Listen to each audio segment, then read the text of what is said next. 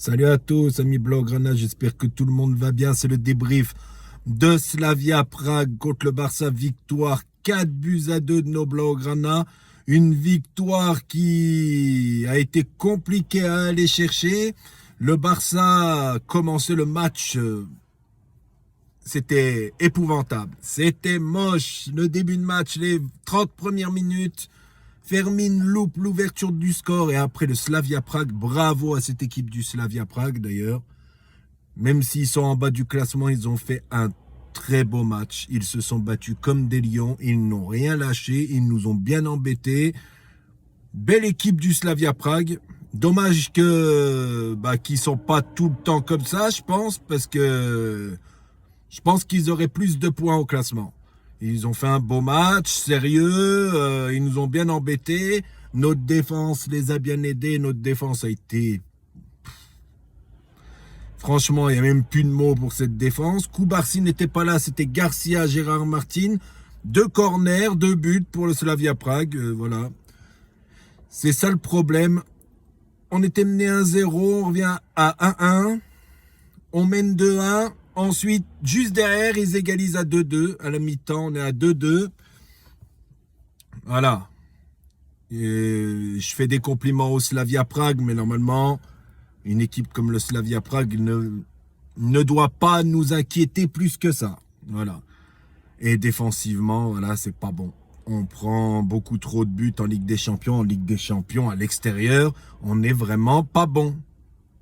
Et ça date pas de cette année. On a un complexe à l'extérieur, je comprends pas. Voilà, ils sont intimidés par le public. Voilà, je sais pas, moi, ça va pas. L'année dernière à Dortmund, voilà, contre l'Inter, à Benfica, on gagne certains matchs, mais voilà. À l'extérieur, voilà, ça fait un petit moment que ça va pas bien, quoi. Au final, on retient la victoire. 4-2, c'est pas mal. On n'est pas dans le top 8, on est 9e. On peut être 8e la semaine prochaine. Il y aura un PSG Newcastle. Il y a une des deux équipes qui va lâcher des points ou un match nul. Ils seront 1 point devant nous. Faut qu'on gagne contre Copenhague. Et là, je pense qu'on sera dans les 8. Si on peut éviter 2 matchs de barrage, ça serait très bien. Ensuite, on va parler des joueurs. Johan Garcia, pas grand-chose à dire, hein. Les 2 buts, il peut pas grand-chose sur les corners. Koundé, Baldé, on va les englober les deux, exécrables. J'ai vraiment pas aimé leur match, ils n'ont pas été bons. Eric Garcia a fait un bon match, solide, il a remonté des ballons, il a sauvé quelques actions dangereuses. On va dire que c'était le plus solide. Gérard Martin, trop nerveux au début du match.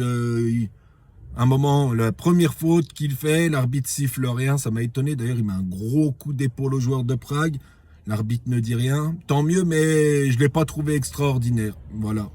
Après, il n'a pas été mauvais, mais c'était pas extra non plus. Milieu de terrain, Pedri, De Jong, ça n'a pas été mauvais. On perd Pedri, là. On attend le nombre de semaines qu'il ne sera pas là, ça va piquer à mon avis. À mon avis, au moins bien 1 mois, il ne sera pas là. On en saura plus dans la journée. De Jong, gros match. Il a été très bon hier. Mais il sera suspendu contre Copenhague, accumulation de cartons jaunes. Ensuite, Fermin. Fermin, c'est l'homme du match. Fermin, il te fait un match de fou encore. Cette saison, il est à 10 buts, 10 passes décisives. C'est très bien. Et on est qu'en janvier. Continue comme ça, Fermin. Doublé hier. Gros match de Fermin. Très gros match de Fermin. C'est le meilleur en ce moment. Pour moi, c'est le meilleur joueur du Barça. Ensuite, devant Rafinha, l'action du premier but de Fermin. Il donne une bonne passe à De Jong. De Jong donne la passe décisive. Mais sinon, Rafinha, du match, il n'a pas été extraordinaire. J'ai pas aimé son match. Ensuite, Ronny Bargi, pas bon du tout. Une frappe ou deux, et puis des frappes molles. Sinon, on l'a pas vu. Il n'a pas profité de l'absence de Lamine Yamal, il n'a pas été extraordinaire, alors que d'habitude, il est bon à peu près à chaque fois qu'il apparaît sur le terrain. Là, il n'a pas été extraordinaire. Peut-être le froid ou je sais pas. Voilà. Lewandowski, il a mis son but, mais sinon, j'ai vraiment pas aimé son match. Il a été maladroit, il n'a pas été bon. Moi, j'ai pas aimé son match. Ensuite, ça lui a fait du bien que Rashford et Olmo rentrent en jeu.